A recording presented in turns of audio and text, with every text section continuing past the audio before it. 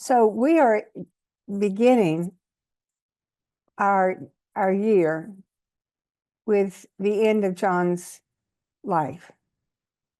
John, a great friend, mentor, father to 4 boys, husband to Jean, inspiration to all of us,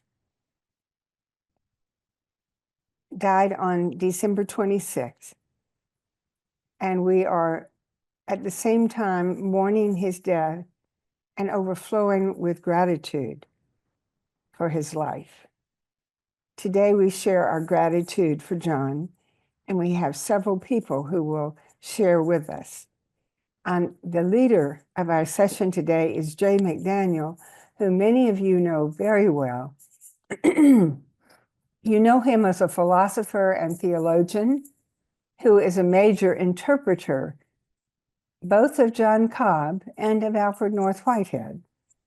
He is also a specialist in Buddhism and Christianity, ecology, interfaith dialogue, spirituality, and music and the arts. I share this wide range of interests with you because this is one reason Jay is so right for leading our session today. His interests themselves are broad, like those of John, and he is someone who has worked with John and in this larger community now for many years. He taught in most of these areas that I've named at Hendrix College for over 40 years. And did I get the number of years right, Jay? It was 39. Oh, for just under 40 years. Thank you, Jay. And in seminars and workshops across the world. Jay served for 2 years as chair of the Cobb Institute Board and now chairs the Center for Process Studies Board, which he is doing amazingly well. Can you imagine what it's like to become the chair of a new board of an organization that is now its own 501c3, that is CPS, and is merging with the Cobb Institute? This is a huge task, and he has done it brilliantly well. No one is better to gather people from different parts of John's life than Jay, to share in our feast of stories and memories to honor our friend, John B. Cobb, Jr. Before I release it to you, though, I would like to say that I'd love to give a more formal introduction to Jay sometime, but this is not the moment for that.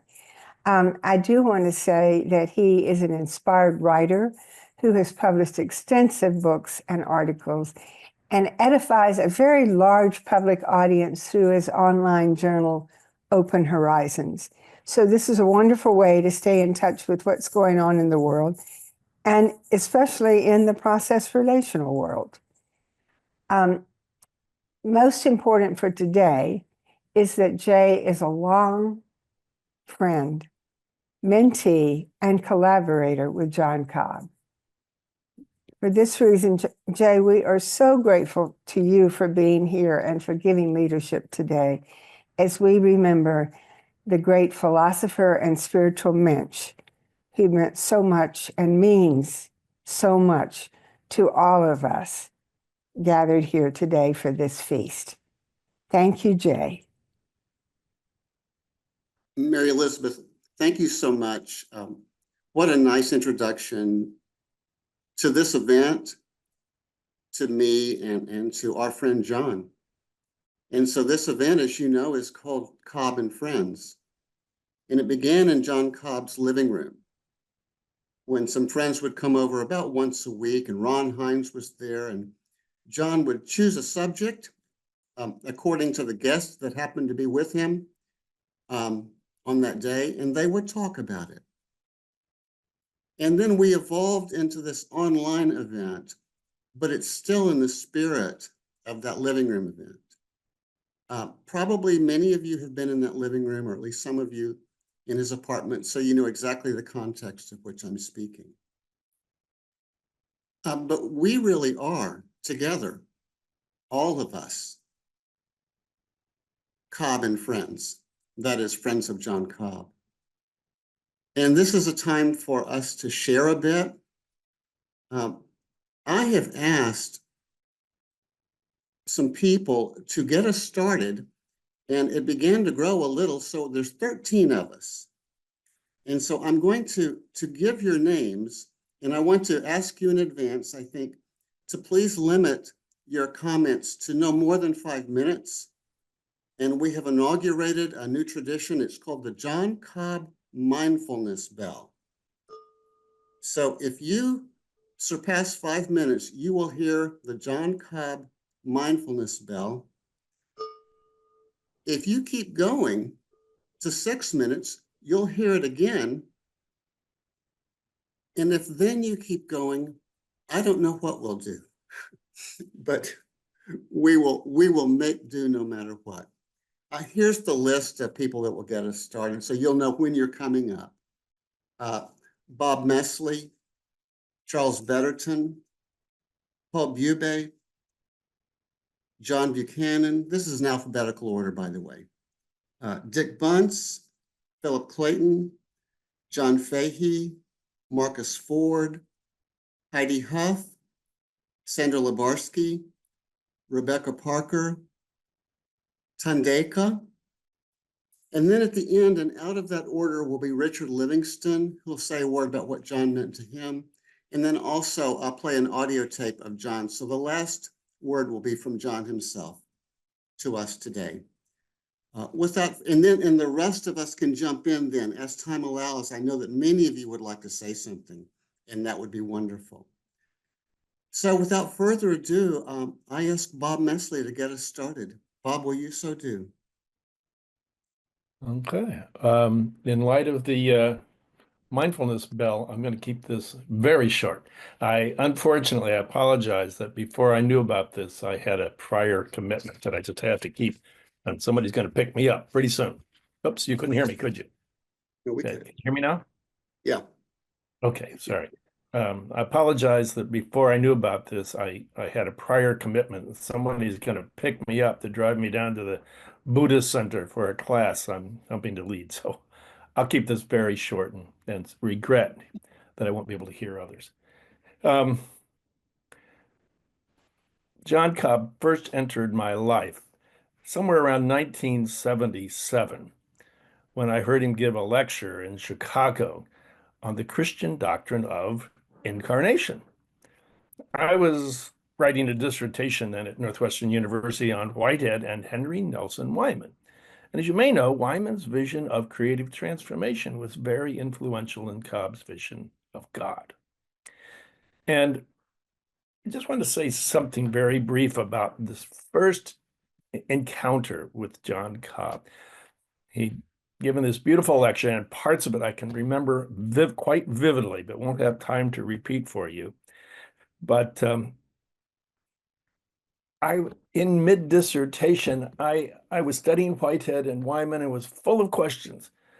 And John Cobb was on campus. And so when he'd given his lecture and shaken all the hands and done everything, I finally went over and kind of nervously asked a couple of my questions. And I want to be clear that we'd never met each other. We were complete strangers that way. I wasn't his student. In fact, I never was formally his student. And he didn't owe me anything. But he said, Bob, look, I'm tired of standing. Why don't we go to my room and sit down and talk for a while? And I think we talked for about an hour and a half that evening, with John patiently listening and occasionally correcting my misunderstandings and asking me questions to point me in new directions.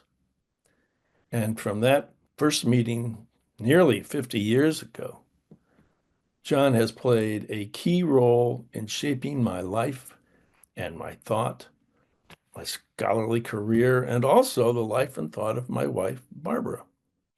Without John, Barbara and I would never have gone to China to teach the summer process academies. with John, with Jay McDaniel and with May and Jacques. And John has, I would say, guided me. We bumped heads sometimes about God and so forth. But John has just made my life immeasurably richer by his willingness to work with me, willingness to be a colleague with me, willingness to be a friend with me in so many, many ways. And since he was lecturing on the Christian doctrine of the incarnation and why it needed to be based on a process relational vision. I won't repeat that lecture for you. I had planned to repeat all 60 or 90 minutes of it, but I'll just say I kind of hope that just as John argued that Jesus embodied the divine lure of God, and hence that way became the Christ through creative transformation.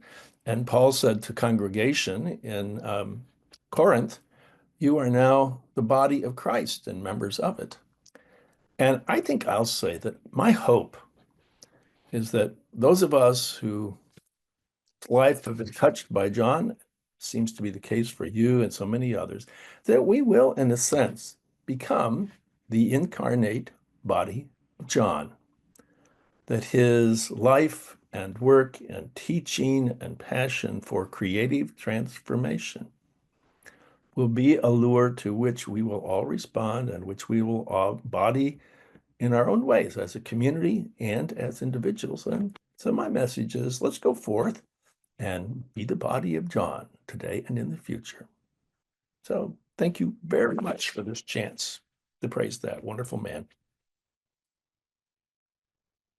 Bob, thank you so much. And Catherine Keller coined the phrase "Cobbjective immortality." And I think you're inviting us to participate in Cobbjective immortality. I like it. Our next sharer is Charles Betterton. And you may not know Charles, or you may, but he was instrumental in getting John involved with the Living Earth movement, actually getting it started. Charles, are you here? I am here. Can you hear me? Yeah. Thank you, Charles. Go ahead.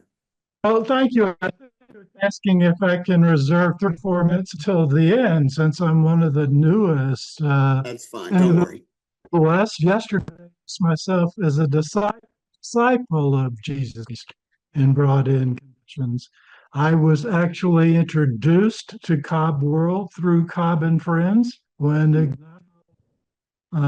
rounded me up in a Humanity Rising program. I had a couple of beautiful conversations with John 3 or 4 days before his last fall. And as usual, he was focused on being of service to others, helping others, and moving forward.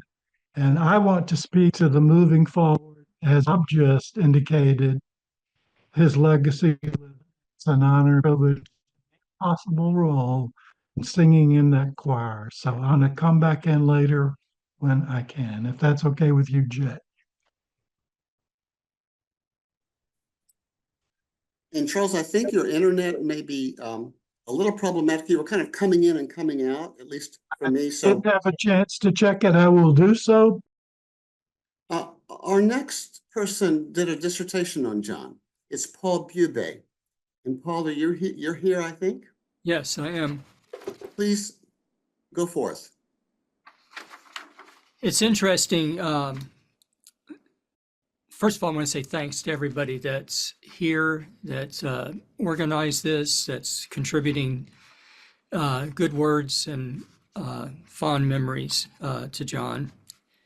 When I wrote my dissertation, where I began writing on it, I never expected to become friends with the person I was writing about. But that's kind of the person that John was. I was introduced to John's thought in a grad course at University of Southern California, where I was pursuing my PhD in social ethics. This was in the early 80s. This course looked at a lot of excellent Christian theologians from the late 20th century. But the one that stood out for me was John, when I read his process theology and introductory exposition that he wrote with David Griffin. This was a new approach to theology for me, and it led to me reading more of his work and ultimately deciding to write my dissertation about John Cobb's the ethics in John Cobb's process theology. The breadth and depth of John's development of process theology ticked all the boxes of theology that I was personally searching for. The comprehensive and coherent worldview in John's theology surpassed the systematic worldview that Thomistic theology had played in my life growing up Catholic. And it went beyond that systematic view by accounting for all the advances in science that had taken place since Thomas Aquinas, but also opening up or overcoming the dichotomy that Thomas had bought into with much of early Christian medieval theology. Well, simply put, John's writings rang true for me spiritually as well as intellectually. His ability to bring out Whitehead's views of interrelationality, novelty, power as persuasion, and of course his view of God really hit me hard in a positive way. He was able to weave, I think, a theological tapestry that incorporated scientific thought, biblical insight, and an experiential dimension of faith that articulated exactly what I was searching for. In one of his writings, John had said something to the effect that if one really wants to understand process theology, one needs to try it on to see whether it makes a difference in their life. And I did that, and it did make a huge difference in my life. It's changed entirely the way that I experience and look at the world. I think it helped bring out what I'd been searching for a long time. I'm grateful for what John taught me about the process worldview, and I'm equally grateful to have witnessed how he lived out of that worldview. He respected diverse perspectives, and in his discussion of competing perspectives, he always presented views with which he didn't agree with respect and fairness, something that I didn't often see in academia. When I was working on my dissertation, I once made an appointment to meet with John to discuss his background and views. I was to meet him in the office for the Center of Process Studies. And I got there early, and I was sitting at a table reading. He walked in with an elderly lady who was enthusiastically asking him about his views. Later, when we met, I asked him who he was talking with. To my surprise, he said it was a woman who worked on the production of the very conservative Christian show called The 700 Club. Some of you may remember that. Somewhere she had come across something he had written and wanted to learn more. He could speak her language while introducing her to a sophisticated theological worldview. Around the same time, I read John's a book called John Cobb's Theology and Process, with essays by people like Mary Daly, Wolfhart, Pannenberg, and Takeo Tanaka, and I'm sorry if I'm mispronouncing names, and Thomas Altizer. And I thought, I don't know if there's any other Christian theologian who has been able to impact such a wide range of Christian perspectives, from the conservative Christian lady who came and asked him about his thought, to the radical feminism of Mary Daly and Altizer's Death of God theology. I guess the last thing I want to say is that John's book on his awakening to the significance of the ecological crisis, Is It Too Late?, contributed to my own awakening to the need for Christians to join together with those of alternative religious and philosophical views. to move forward toward an ecological civilization. I've been privileged to go to China with other process thinkers like Bob and many others to see this cooperation in action working towards such a civilization. John's influence has not only changed my life intellectually and personally, it is changing the world, offering a new worldview and an example of a life that lived out that worldview, which can creatively transform our world. Thanks for a chance to share some of my thoughts. I may be one of the few people among us who's read your dissertation. And I think you make the case that John develops a character ethic, not just a utilitarianism, not just a Kantian deontological perspective, but an ethic focusing on character, on who we are as we live in the world. Yeah. So if I'm wrong about that, don't tell me, but thank you so much, Paul. Well, I'm glad you're one of the few people that have read my dissertation. Next, we have John Buchanan, such a good friend to John Cobb, to the Center for Process Studies, to the Cobb Institute. John, we're so glad to have you. Thanks, Jay. I appreciate you asking me to say a few words. There was something you said in your introduction that got me thinking that, John Cobb was, certainly one of the most extraordinary people I've met intellectually, and such a huge heart. But he's also very ordinary, so ordinary in the sense of a Zen master.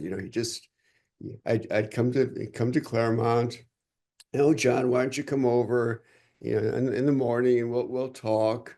And he'd come in and we talk for a few hours about, our lives, and we talk about things about the center. But he's just always so astonishingly just present and available in an unassuming way. It was just had such a wonderful way about him. I'm afraid my presentation will be brief and not anywhere near as cogent as the last few people, but I think probably people think I studied with John Cobb, but I didn't. I learned Whitehead initially from Will Beardsley at Emory, and then did some off-campus study in Claremont back in the late 80s, but it was with David Griffin and, of course, the John Hick. And I must have met John somewhere along the way, although I don't remember it, but the first conversation I remember having was up at Esalen. David and Stan Groff had asked Lenny Gibson and me to organize a conference at Esalen on my dissertation topic of bringing together some process thinkers and transpersonal thinkers. And John and I were sitting next to each other at dinner, and I started telling him about this idea. I thought, well, maybe I'd start a center to do something about something or other, save the world, or I don't know what it was. And John said, well, we have a center down in Claremont. You could come down there and you could, do whatever you like.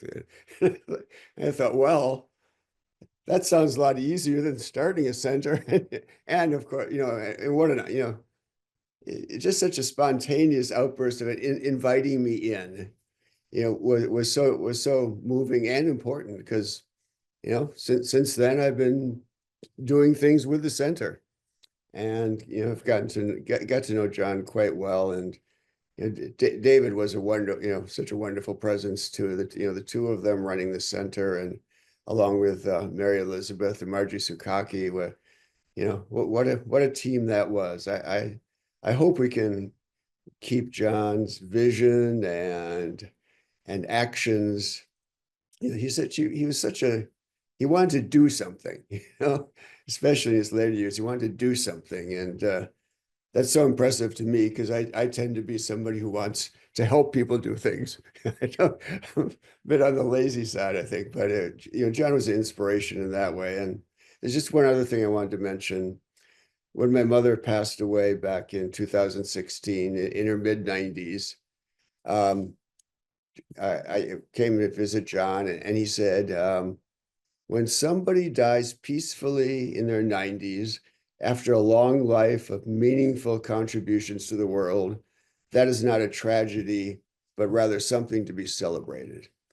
And I thought, well, yeah, no wonder I don't feel terrible grief, but I think this, hopefully the same thing exactly applies to John Cobb, but even more so in many ways. His contributions to individual lives and to the world are so great. I'm glad he got more recognition towards the end of his life, internationally, and he was excited about that. I mean, not. I don't think for person. I don't think it was a matter of being wanting to be well known, but I think he was happy to have his ideas being much more widely circulated and influential because they're good ideas.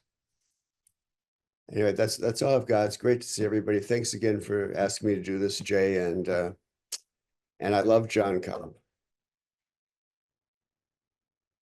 Thank you so much, John, and we appreciate you a lot. Next is Dick Bunce. Dick, and this is a different side of John. This is the local community building side of John. Dick, welcome. The loss of John is personal for me, as I'm sure is true for so many of us. We served various organizations together. Sometimes I was in a staff capacity. We talked a lot, especially as we drove to various events around the region. I'll share 3 experiences that stand out. One morning about 25 years ago, we realized that we needed a substitute secretary for the board meeting that was about to begin. John volunteered. The meeting proceeded, and I got a little nervous as I saw that John was taking almost no notes. Maybe all of 6 words landed on his yellow pad during what was a long meeting with a lot of complicated issues. After the meeting, he said he had to go on a trip. Too busy, he said, to do the minutes right away. I was executive director and was very aware of our need for accurate minutes on key issues. Several days later, he found the time to write the minutes. He remembered everything. The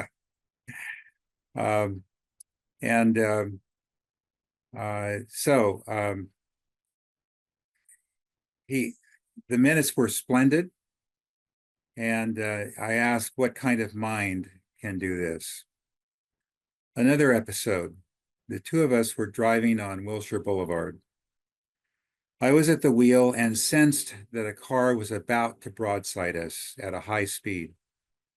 I managed to hit the brakes a split second before this reckless driver would have hit. He went racing on. We had just then reached our destination. I pulled in and was without words. John spoke up. There could have been a fatality, he calmly said. Spoken with all the measured objectivity for which John was known. Yet he was not always unflappable, and we did not always agree. I learned to tread carefully on the topic of China or David Griffin's book, The New Pearl Harbor.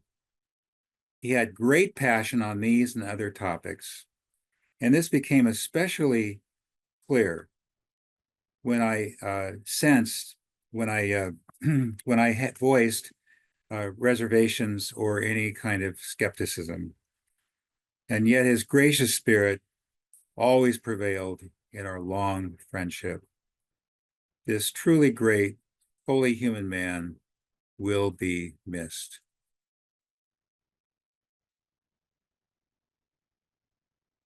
I think he misses you too, Dick. That so well describes part of John in a great way. Next, we have Philip Clayton. Philip, are you here? I'm here. Can you see me okay? Yes. All right. Thanks for being with us. Thanks. I'll dive right into it. What I'd like to do is to offer 10 qualities of John and a short example of each from my experience with him. If I'm right about these qualities, then each of you should be able to think of your own examples of each one that he personified. Number one, John Cobb reached out and was genuinely present to an amazing number of people. It was a letter when I was a guest professor at Harvard that arrived from John saying the Ingram chair, which I held, is now open. I really encourage you to apply. And in that page and a half, there was such a sincerity and enthusiasm that it was the only school I applied to, and ended up spending more of my life, professional life there than any other one. And when I tell people this, isn't that amazing? He'd take time. Virtually everybody would say, "Oh yeah, I got a letter like that from John when my mother passed, when I was having a hard time, when I asked a question of him." That universalized is an amazing quality. Two, John wrote with an amazing speed and clarity. Those of us authors on this call are jealous of that. And he did it equally brilliantly in two different genres, in the academic genre and in the popular genre. Three, John spoke with equal skill in delivering talks. I'll never forget the 45-minute academic lecture that he delivered when he was 95. It had 7 main points, tons of smaller points, lots of detail. And this reminds me of Dick's story he just told, without a single note in front of him. I don't think he paused once for an or I forgot my next point. Number 4, John was not good at administration. That is, on the details of actually actualizing something through an organization or something.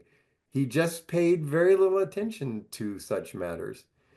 If you ever listen to John Sweeney or John Quiring, you'd hear stories of how incredibly frustrating that sometimes was to those who came along to turn ideas into action. I know something of that frustration myself since the last 15 years working with EcoCiv questions. But instead, number 5, John was a prophet in the classic sense. He calmly spoke the truth. His Christian commitment exuded from every word, yet he never fought for the privilege of Christianity or its superiority over other systems. He simply lived it, thought it, and applied it across an amazing number of genres. Number 6, to paraphrase the book title by the process theologian you know, Monica A. Coleman, John could make a way out of no way. We did a conference once on Darwin, and it just had not cohered.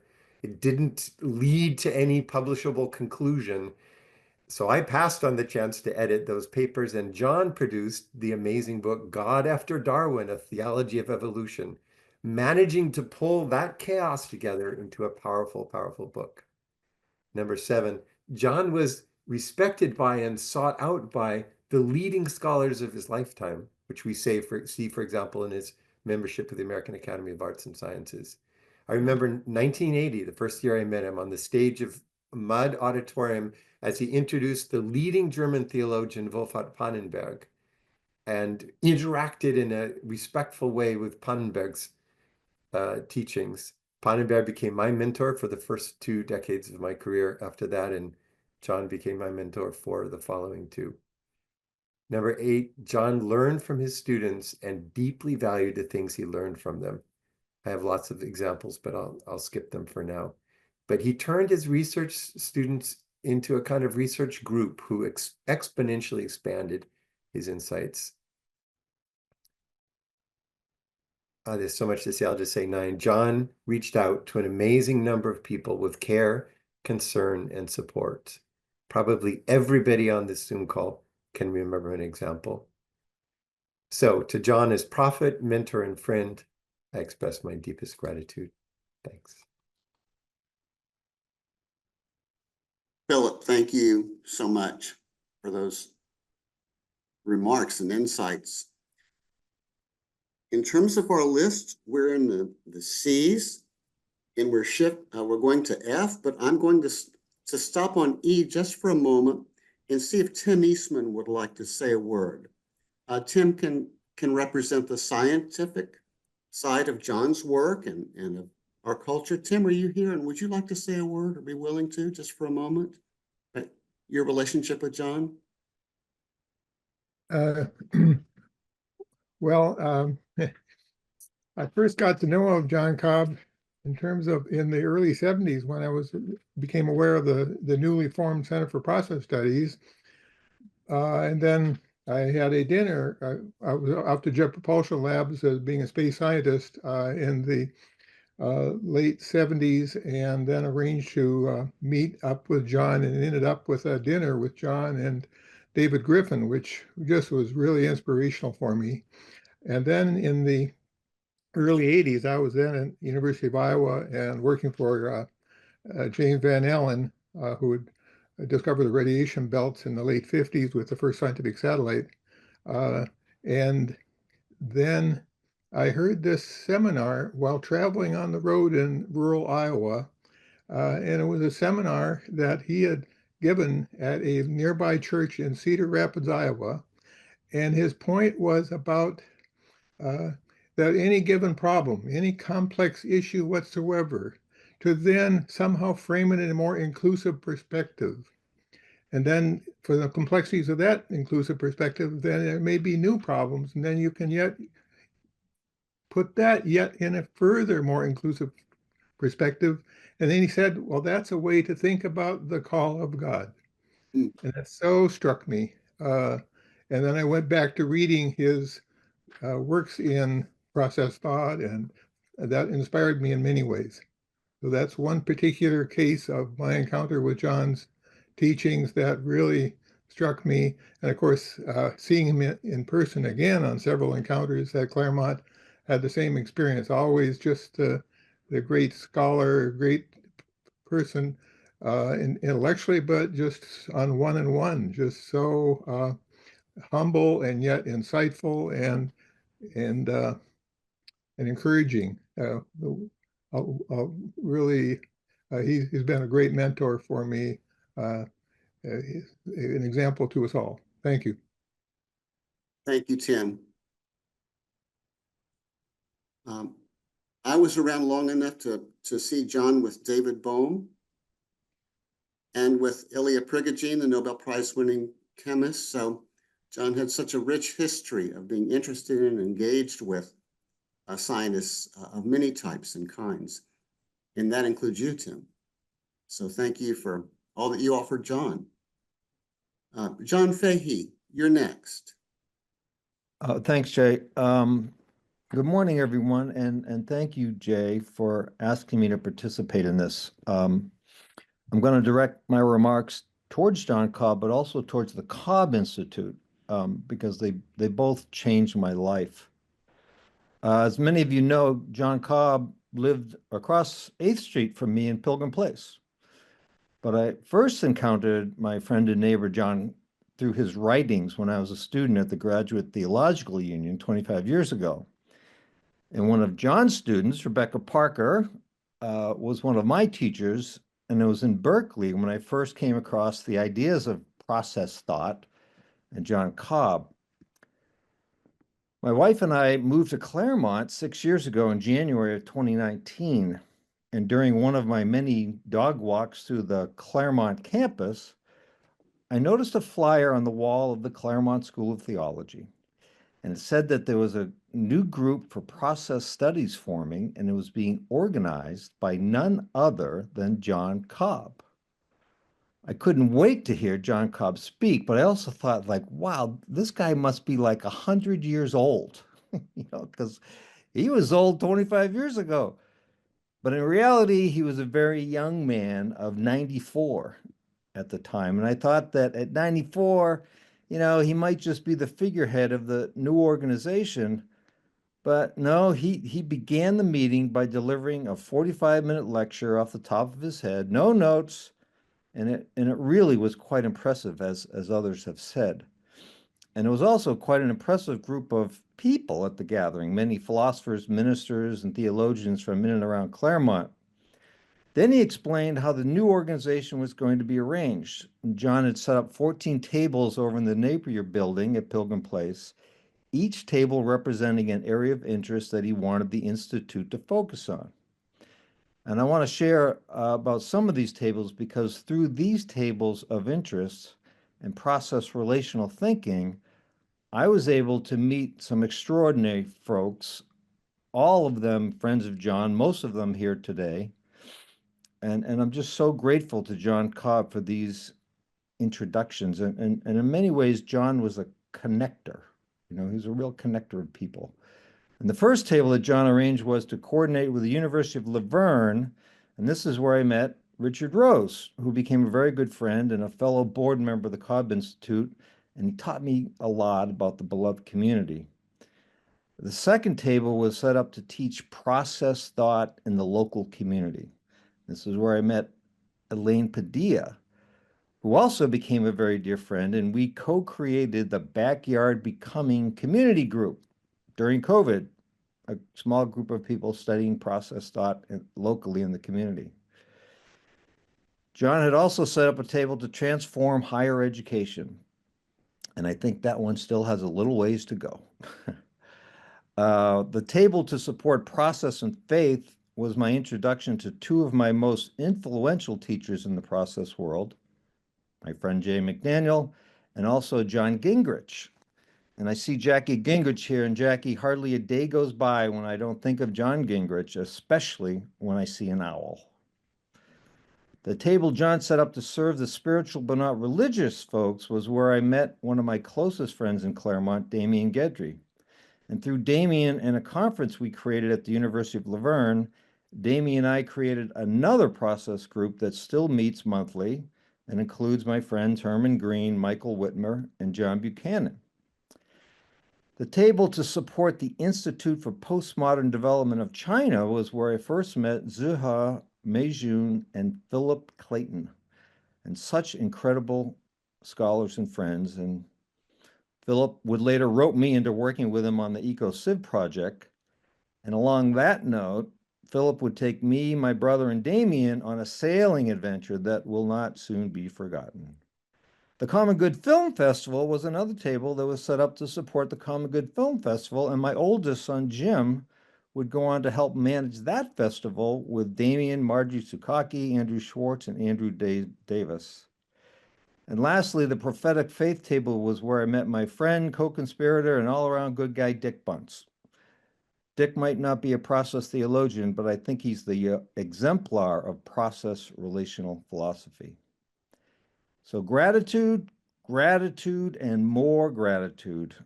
John Cobb did have a unique way of connecting people, so thank you, John Cobb, for all of these friends. John Cobb and my friend Ron Hines made that long journey from Pilgrim Place all the way across 8th Street to my house for years, where we would have Cobb Institute board meetings and Zoom Jay and others into the meetings. I'll be forever grateful to my friends and neighbors of 6 years, Ron Hines and John Cobb. And thank you, John Cobb, and may your process, relational philosophy, and theology live forever. Thanks, Jay. Thanks, John. John, you were the second chair of the board of the Cobb Institute. And John Gingrich was the first. And I believe, I can't see Jackie on the screen, but I believe that John Gingrich was John Cobb's first PhD student. I believe that's the case. In any case, Jackie, we're so glad you're here, and we think of John and with such warm memories. Next, we have Marcus Ford. Mark, are you here? Jay, thanks so much for organizing this, and Mary Elizabeth. Like many of you, I stumbled upon John Cobb completely by accident. I graduated from college in 1972 with a relatively low draft lottery number, and I was looking for a lawful way to avoid serving my country's imperialistic interests in Southeast Asia. So I was forced to choose between going to the School of Theology or the jungles of Vietnam. It wasn't a particularly difficult decision to make. I had some intellectual interests, but my primary interest was self-preservation. But when I first met Dr. Cobb, And that's how I thought of him and referred to him for many decades. I realized that here was an extraordinary, brilliant person and a good person, and that I could learn a lot from him. And I continue to learn from him for the next 50 years. I think Charles Hartshorne put it just right when he said, John Cobb was one smart cookie. I think he nailed it with that. As all of you know, that John was interested in almost everything: Christian theology, biology, ecology, economics, agriculture, international relations, world religions, higher educations. And he was in higher education, and he was interested in the relationship between these various topics. I think if it wasn't for John, I would have eventually focused my attention on some particular topic and stuck with that throughout my life, like most people do. But it was John's extraordinary openness and curiosity that I found inspirational and liberating. And the distinction he made between being a scholar and a thinker. John was a scholar, but he was much more than a scholar. He was a thinker in a way that I think all of us should try to emulate. His teachings, however, were not limited to intellectual matters. To an extraordinary degree, he lived his Christian beliefs in humility and simplicity, as many people have noticed, and also love and kindness. It was always a joy to be with John. He was just an extraordinary presence. And then lastly, I want to acknowledge his lifelong activism. John never retired.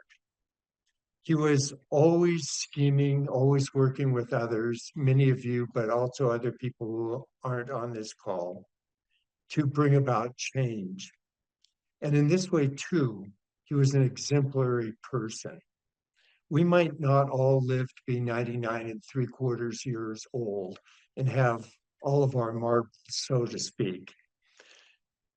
Few of us do, but we must always follow John's lead, and in this way too, and be fully engaged in the world with whatever marbles we have.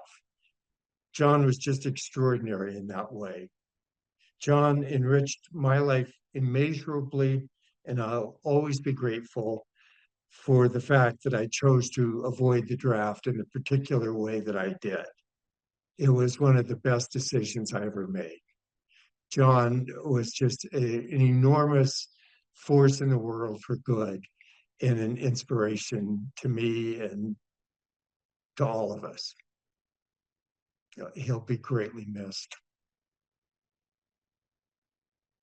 Thank you so much, Mark. I think we all have a sense that when we're speaking, in a way, we're speaking to John also.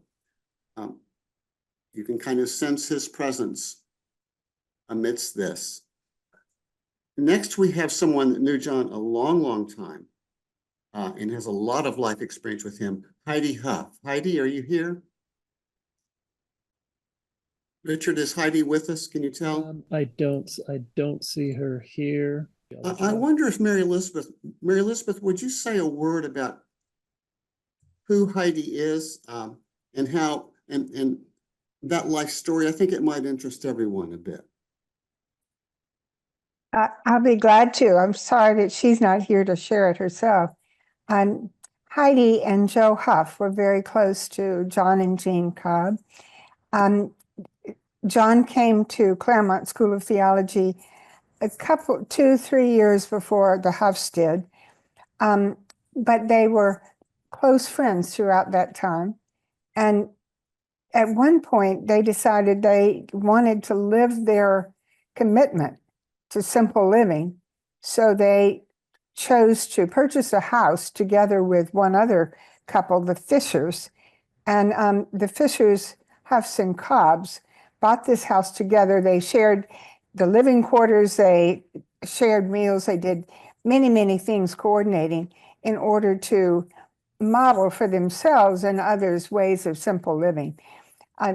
one of Heidi's comments about that time is that when you live with someone, you get to know them as sort of ordinary human beings. She said that people tend to put John on a pedestal because he belongs on a pedestal. He was such a great man, a great thinker, a great envisioner of future possibilities and so forth. And she said, but when you live together, you see the person as just ordinary. That comment has already been made today. And his ability to be both ordinary and extraordinary at the same time is one of the gifts that she appreciates in him, as well as the depth of friendship that she and Joe shared with John and Heidi. I'm sorry, with John and Jean. Mhm. Thanks, Mary Elizabeth. And tell Heidi we missed her, but you represented her, and the way we envision them living in that house together, and John doing the dishes. Also beautifully ordinary. And they had Sam- rules in the house about the use of water and electricity and so forth. They were very careful with all of the utilities so that they would again live simply. Yeah. Next, we have Sandra Labarsky. Sandra, are you here? I am here. Thank you so much, Jay and Mary Elizabeth, for giving me a chance to say a few words about this wonderful man who has meant so much to me. In an inversion of the plot line for It's a Wonderful Life, I've been wondering what my life might have been like if John Cobb had never been a part of it. What kind of thinker, activist, teacher would I have been if I had not been a student of John's and he had not been my role model? As part of the first generation of American Jews born after the Holocaust, I struggled to understand where God had been during the war years and what it meant to make claims of chosenness in a post-Holocaust pluralistic world. What if I hadn't had John's expansive wisdom to guide me? Would I have found a way to talk about the presence of God after the Holocaust? Would I have ever arrived at a revision of the idea of covenant that replaced omnipotence with the persuasive power of love? Would I have figured out a way to embrace the truths of other traditions? And what about when it came to my work in the academy? Would I have stayed within the discipline I was trained in? And would I, like most of my colleagues, have sidelined global warming and environmental issues, leaving them to experts in other disciplines to worry about? Would I have read widely, way outside the parameters of my discipline or even my interests? And when would I have realized that the university is an institution that ought to be on the forefront of cultural change rather than standing in the way? When I had the opportunity to create a new program in sustainability, would I have focused on science and technology rather than the centrality of community building and the need for communities of communities? Would I have learned to take the long view, but also to act out of urgency? Or to embrace my place on the margins, knowing it is a good place to work for radical change of the whole? I could go on. But the answer to all of these questions is no, almost certainly not. Without John's presence in my life, I would be a very different person, less able to see the connections between things, less persistent in my own local efforts to change the world. Of course, there were other influences on my life, both positive and negative, something John would have noted if I'd had talked this way in front of him. But then I would have wanted to point out to him that his modesty and his dispassionate judgment about just how much influence he'd had on the world was another way he'd influenced me.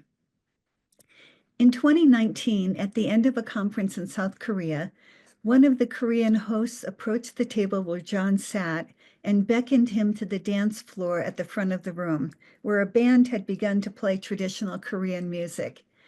Had it been me, I would have declined. But John took her hand and, dressed in his red embroidered Chinese jacket, got up to dance. He danced the way he lived, fully present, with complete openness and without self-concern. I love that memory and the lesson it taught me about living with kindness and zest, about being part of the dance. I am deeply grateful to John for his role in shaping my life in so many ways and in all ways for the better. Thanks, Jay. Thank you, Sandra. Next, we have Rebecca Parker. Thank you so much, Jay and Mary Elizabeth, for organizing this time. And it's so good to be together with everyone. Thanks, Ron, for all your work with Cobb and Friends. What a great communion of souls John has brought together. So I was first introduced to John Cobb when I was an undergraduate. I read some of his books, and along with reading Process and Reality, and then I eagerly applied to the School of Theology at Claremont because I wanted to study with him. But when I was admitted, I balked, and I wrote to the admissions office. I wasn't sure I would come because I was so concerned about the terrible smog in the LA basin. To my surprise, I got a handwritten personal note back from John Cobb, in which he said, "Nobody likes the smog. It's terrible. We're not here because of the smog. We're here because of the other people who are here that we want to be with." That was my first lesson from John Cobb. You don't have to think in either or ways. It is possible to hold two contrasting truths together in a wider embrace. And both and thinking and approach to life has been a watchword for me ever since. I was truly touched that he didn't invalidate my perspective. Smog is bad, but he added to it. That he has done for many of us in many ways. When I got to Claremont, John was on sabbatical, and I was assigned to an advisor who will, out of respect, remain nameless. In my first meeting, the advisor asked me why I was there. It was a time when there were very few women at Claremont. Mary Elizabeth, you were there. He asked me why I was there, as if I were some kind of puzzling or even offensive disturber of the peace. But I explained I had come to Claremont because I wanted to study process theology, I wanted to be a theologian, and I wanted a seminary degree because I wanted to think theologically in the context of a living faith tradition as a vocation. He responded, "In the experience of our faculty, women cannot think theologically." I wished, in retrospect, that in that moment I'd had the wits to say, "You clearly have not met my mother or my grandmother," but instead I just shut down. Fortunately, John was back the next semester and I switched advisors. And this was, of course, a great experience for me and so many of the then handful and growing number of women students who had a chance to study with John. John was the great encourager of feminist thought, of women's issues and questions. And he not only believed women could think theologically, he thought that what we were thinking about and doing was incredibly important. I remember going to talk with him one time when I had a question about a passage in Process and Reality that I was struggling to understand. And I laid out my question, and John said, because I expected him to answer my question. And instead he said to me, "How would you answer your question?" So I told him what I thought Whitehead meant. And he responded, "Thank you. I have never thought about it that way. You have illuminated an aspect of Whitehead that I've never quite understood. Now I understand it better." That kind of response to his students, where he would listen to us and call forth our experience and knowledge, was transformative. And when I became a teacher, I tried to emulate it, maybe never as well as he did, but to put the questions and perspectives and thoughts of students before, with the highest priority, before my own desire to tell them everything that I think, which I do like to do. But that drawing forth was his graciousness and one of his gifts to us all. And then just one other small story of one of the final gifts I received from John. Over the whole course of my life, of my vocation from when I first met him in the 70s until now, the goodness and mercy of John's friendship have followed me and made my life better. This final gift came a couple years ago when Cobb and Friends had I think it was a 98th birthday party for John. Maybe it was 97 online. And I interviewed him at the end of that party and asked him, now that you are old, what do you understand that or think that maybe you didn't know when you were younger? And specifically, I said, when I first met you, you were very pessimistic about the possibility that environmental damage that was occurring could ever be repaired or stopped. And the future looked very bleak, and that our efforts perhaps could not make a difference or probably couldn't make a difference. How do you see it now? I asked. And John said, I regard myself as a disciple of the man who failed. Jesus failed in his mission. He was crucified, but it matters how we fail. Now, to me, this was the ultimate encouragement. It matters how we fail. So my word to John in the spirit realm that bridges us beyond the boundaries of life and death. John, I am striving to fail with you. I don't know if I will be able to fail as stupendously as you have failed, but I do hope someday to be with you in the great cloud of witnesses that lives eternally in the heart of God. Thank you for showing us how to live. Rebecca, thank you for sharing those stories. And I can't help but think that in the great cloud, John may still be dancing with that red Chinese jacket on as well that Sandra described. May we all fail so stupendously and dance as well.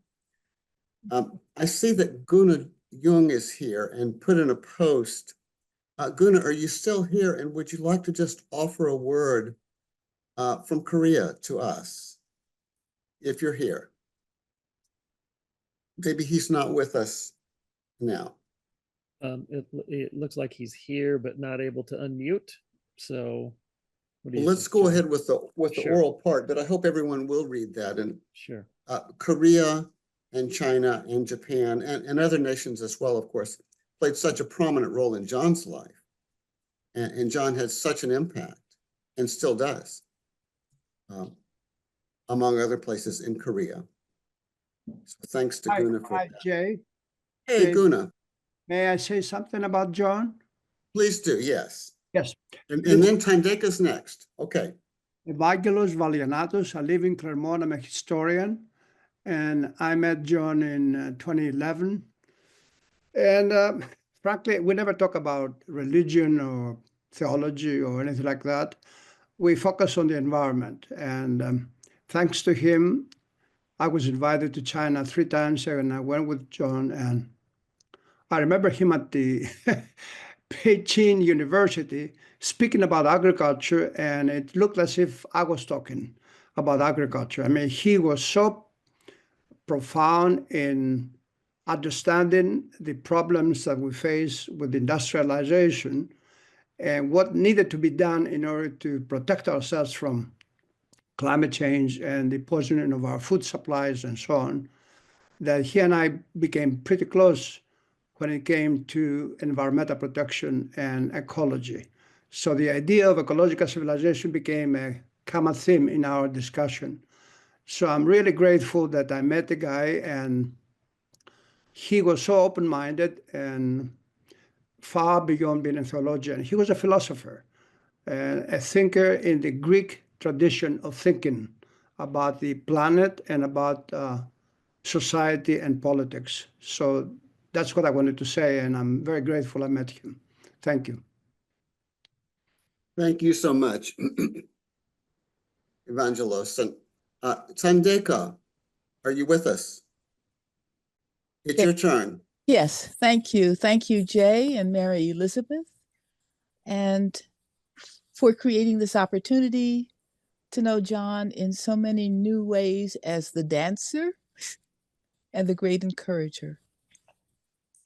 John's creative action in the world has completed itself and now passes back into the temporal world as the incredible fact that what cannot be yet is. John lives on. Whitehead described God's consequent nature in these terms. I describe John's consequent nature in these same Whiteheadian terms because the consequent nature of John's life is an ontological principle of my life. I met John 43 years ago. He became a member of my dissertation committee because I focused on the structural similarities between the work of Whitehead and Schleiermacher.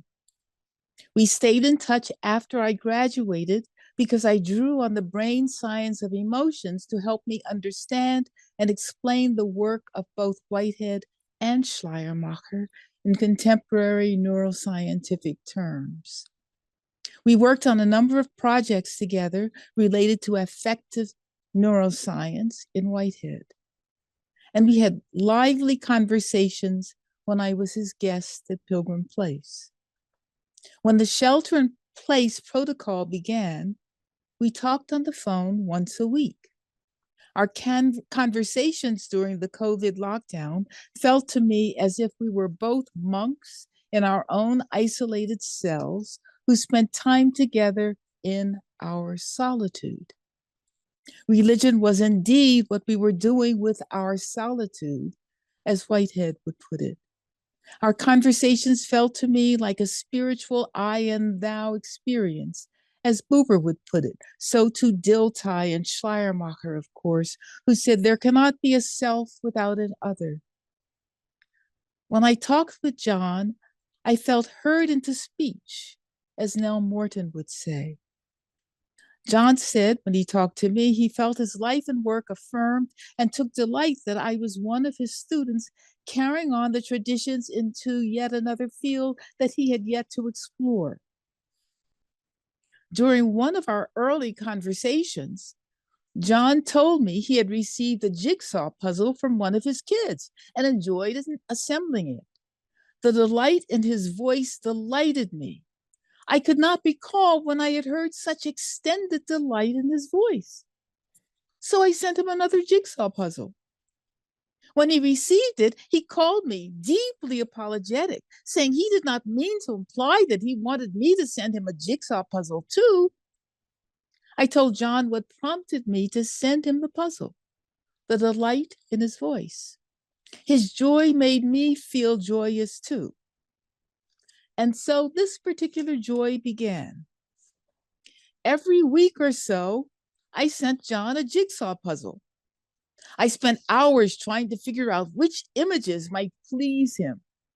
Soon, he began to tell me in great detail how he would set aside a whole day just to assemble a puzzle.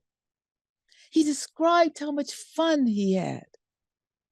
I saw him in my mind's eye, joyfully and blissfully working on the puzzle, and tears often brimmed in my eyes. He was so happy, which made me so happy then and now. As he became quite frail, he would sometimes say to me he was ready to go. I'm not worried about you, I told John. I know you will be fine when you move on. I'm worried about me, I confessed. The last time I called him, one of his grandsons answered the phone and told me he was failing. I feel gratitude to John as my teacher and my dear friend, because he showed me by example in so very many ways his consequent nature as an experience that will never leave me, which is why something that can't be yet is.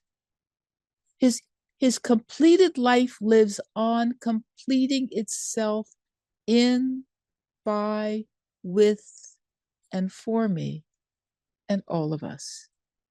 Thank you.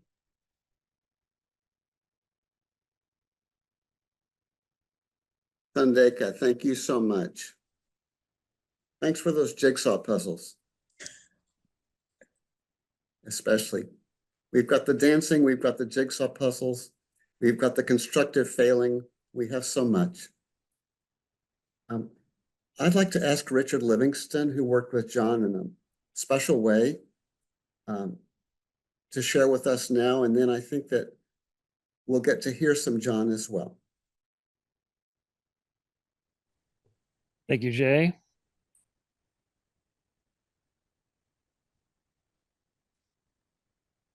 Like so many of you here today, perhaps all of you, my life has been indelibly impacted by the life of John B. Cobb Jr. Our paths first crossed shortly after I came to Claremont to begin working on my PhD in 2006. And one of the main reasons I chose to study at Claremont Graduate University was that I had developed a deep interest in process relational philosophy and theology as a master's student at the University of Chicago. So I wanted to be near the center of the scholarly action, which of course was the Center for Process Studies. To my delight, I was able to begin working there just a few weeks after moving to Claremont and remained on staff for the entire, I'm almost embarrassed to admit, 9.5 years it took me to finally finish my degree. But to my disappointment, when I came to Claremont, John was no longer working with graduate students, at least in a formal way. He was happy to meet informally, of course, but so I only had occasional interactions with him at the various center activities, scholarly events, and some private conversations throughout the time that I was working on my degree. It wasn't until early 2019, so about almost, a little over for about 4 years after I finished, that he not only altered the course of my life, but dramatically impacted my livelihood. He, along with a small group of folks in the Claremont area, had been meeting every Tuesday for some months to hear from guest speakers and eventually organize a new nonprofit organization to fill the void that would be left when the Center for Process Studies relocated, along with the Claremont School of Theology, to Salem, Oregon. These small gatherings in his living room were the precursor to what would eventually become John Cobb and Friends. And they needed someone with a sort of eclectic skill set to perform a variety of tasks and manage a number of projects to help get this little fledgling organization off the ground. Well, after working for nearly 8 years as a freeway flying adjunct instructor, I wasn't fortunate enough to find a full-time position in academia. So I had recently made the decision to begin pursuing something more practical and less precarious. I was open to alternatives. So on the one hand, the moment felt somewhat serendipitous, and the opportunity to work with John and at a nonprofit that was trying to make a genuinely positive difference in the world was immensely appealing. On the other hand, when John began persuading me to consider stepping out of one really financially fraught situation and directly into another, the image of a frying pan and a fire didn't feel too far off to me. So I was hesitant, to say the least. But as many of you are well aware, when someone of his stature asks for help and expresses confidence and lays out a vision, it's extremely difficult to say no. But it wasn't just about him. This is important because it's never just about John. He never made it just about him. That was one of the many things that was so appealing about him, is that it wasn't just about him. It was about the mission and vision and values of the organization that he had a hand in creating.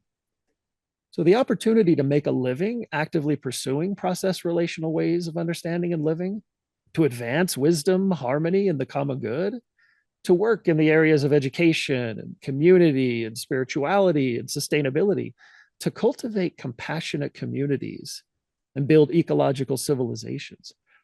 How could I possibly pass that up? Well, because I decided to step into the dark and take a chance on this audacious ambition, I was able to enjoy the privilege of working very closely with and learning a great deal from John during the final years of his life.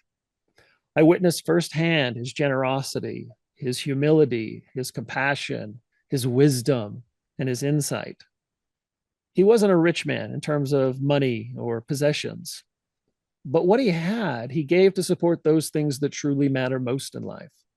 And although he never sought public recognition, I want everyone to know that almost no one gave more than he did to keep the Cobb Institute alive. But he didn't just give money to the causes he cared about and then step aside to let others do the work. He also gave his time and his talents and his energies. He gave his heart and his soul. I was forever fascinated with and inspired by the fact that he just never stopped working. He never stopped pushing. He never stopped visioning. He kept joking about being able to finally retire. But what I knew, and what I'm sure we all knew, was that there was only one way he was ever going to retire, really.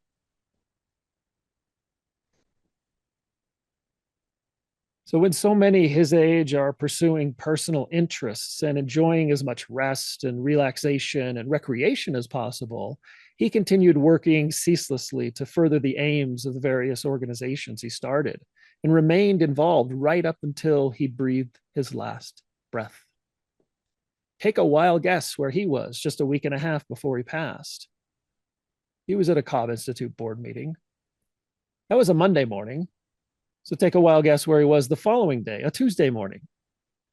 It's Tuesday mornings, after all, where was he for years and years? He was at our final Cobb and Friends gathering of 2024, the last time we here saw him. Honestly, my biggest fear about his passing was that it would happen during a Zoom meeting because I knew he wasn't going to stop until his body stopped, until it couldn't take another step forward, until it said, no more, I'm done. So there's no doubt in my mind that he died doing what he loved, what he was passionate about, and what gave him purpose. Before I conclude, I just need to say a brief word about one of the many characteristics he exemplified: wisdom. I can't tell you how many times I was faced with a difficult situation and I went to him for advice. I'd say, I'm not sure what to do about this. And what do you think about that? And we'd kind of talk it out. He almost never indicated or tried to communicate that what he thought was the final, the right, or the best way to proceed. And he was always candid about his limitations and lack of understanding when that was the case. But in a characteristically calm, measured, and thoughtful way, he would help me weigh the options, consider things that I didn't see, ask probing questions, and gently share his view, but always making sure to be clear that the choice was mine. So he treated me unequal to him in so many ways. He treated me as an equal and greatly blessed my life experience with his life experience. He was more than just a colleague or a leader of our organization. He was my mentor and my friend. I want to close, as we have done so many times here, by giving him the final word. There were many other ways in which his wisdom and insight showed itself, but perhaps none as vividly as his ability to see and communicate and even embody the interconnectedness of things, to simultaneously give attention to the micro, the macro, and even the cosmic. He could holistically envision and clearly articulate the vital role of local communities in relation to larger communities and larger communities in relation to planetary communities. The intertwined and interdependent realities of both the part and the whole, the many and the one. Indeed, his idea of communities, formed the heart of his vision of an ecological civilization. If our world is to survive, it will require some such view of the world. And no thinker influenced John's view more than Alfred North Whitehead. So I want to end with a short clip from his audiobook that I helped produce, Confessions, his final and perhaps most personal publication. This is from the conclusion, his chapter on Whitehead. The chapter is actually titled, Why Whitehead? And his book on religion and his comments on God have had considerable resonance. With Whitehead so little regarded in the 20th century, those of us who followed him enjoyed projecting a dramatic change in the 21st century. We began to claim that the shift was beginning. We called our press the Process Century Press. Of course, no one could say that, in fact, the 21st century is Whiteheadian, but the possibility is becoming visible. The dominant professional philosophers today have little to offer. The Kantian traditions have run dry. Of the scattered thinkers who have independently done creative work, Whitehead stands out. There is a chance. The goal of a coherent vision is not an obscure one that needs complex justification. Most people have multiple views that do not cohere with one another. But when they see that they are implying ideas that they do not believe or contradicting themselves, they are uncomfortable. If someone helps them to put things together more coherently, they are apt to be pleased. When people are told what is false in science is at the same time true in practical life, they may accept that on Kantian authority and remember to keep their ideas away from science. But it does not really seem right. When people are told that their purposes have no practical outcome, the incoherence is even less acceptable. No people before recent times were schooled to accept such radical incoherence of thought and experience. Thus, Whitehead is siding with very deep assumptions and intuitions in thoughtful people. And they learn from that there is no reason to force their minds into incoherence. The Whiteheadian turn may occur with remarkable speed. Saving the world requires love, and especially love of enemies. It requires us to subordinate decisions about money to goals of overall well-being. Equally, it requires peace among the nations and widespread commitment to a living earth. It requires reforming education and all the other institutions of society. My most radical statement is the thesis and conclusion of this chapter. It is that if we are to approach our task with sufficient passion and conviction, we need an integrated, inclusive vision that shows us how valuable the life system of the world is. Many people have arrived at some such view by common sense and general experience, their own and that of their friends. We can work together with them, whether or not they know anything about Whitehead. But the leaders of society, especially through their control of the universities, lock the doors of all the fragmenting academic disciplines to this kind of thinking. They teach generation after generation of experts the advantages of tunnel vision. To change this will require the viability to all and ready availability of an example of coherent, inclusive thinking. Whitehead offers just what is needed. In comprehensiveness and rigor, he has no competition. Why Whitehead? The world needs him urgently. Anyway, thank you, Jay, for giving me the chance to share. Oh, you're welcome, Richard, and thank you really for sharing how much John had meant to you at that personal level, and then for giving us our marching orders there at the end through John.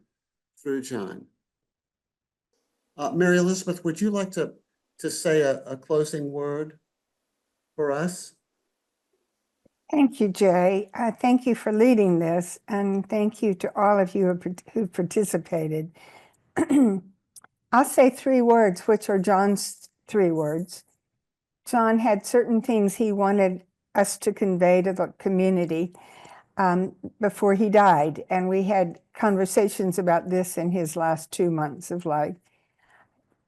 Number 1, he wanted people to know that this last season of his life was an adventure, and that he was very grateful for the adventure of encountering finitude in this profound way. Secondly, he wanted all of us to know that he anticipated death as a new adventure, an adventure that would have deep meaning in the life of God, which he had no idea in terms of its form, but in which he was confident. So he is now in this great adventure. The third thing, again, John's words, is the deep appreciation he felt for all of you. He was confident that the people in his life, friends, colleagues, students, former students, family members, were already carrying on the legacy of process relational thought and ways of living and ways of transforming the world that were most critical for him. He did not want, and he insisted on this, for the attention to be on him. He wanted the attention to be on all of you and the transformative difference you're making in the world. You have demonstrated today in so many ways, and you demonstrate it every day of your lives, the ways in which you are living out those transformative visions. Thank you so very much for participating in this. And Jay, thank you so much for leading it. And John, thank you for the life that has inspired it. Peace to everyone. Let's move forward.